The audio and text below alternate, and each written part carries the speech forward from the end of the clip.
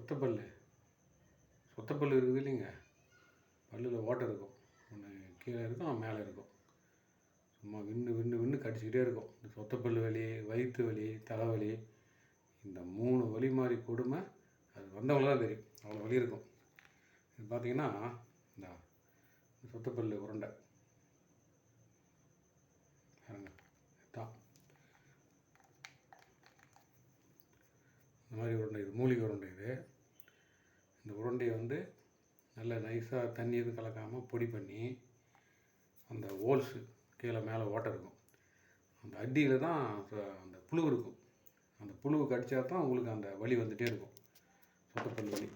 நிறைய வேலையாக இருக்கும். அந்த நல்லா உள்ள ஓட்டை அடி வரைக்கும் பேக் பண்ணி, அப்புறம் அதுக்கு மேலே கட்டியாக இதே உருண்டை அதுக்கு மேலே வச்சு ஒரு கடி கடிச்சிங்கன்னா அப்படி விட்டிங்க. அப்படியே போய் ஒரு மணி நேரம் அப்படி விட்டிங்கன்னா மறுபடியும் லைஃப் லாங் அந்த பல்லில் வலியே வராது.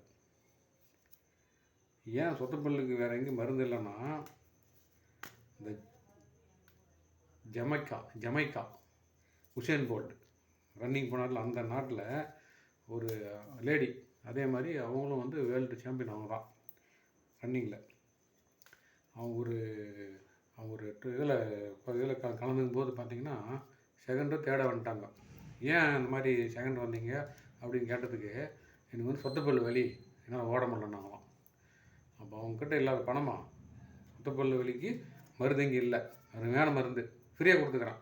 சொத்தப்பல் வலினா நேராக எங்கிட்ட தான் வருவாங்க. எங்கள் ஊரில் ஃப்ரீயாக கொடுத்துருக்குறேன். வேணும்னா சொல்லுங்கள், நான் கொடுக்குறேன். அருமையான மருந்து சொத்தப்பல்லிக்கு.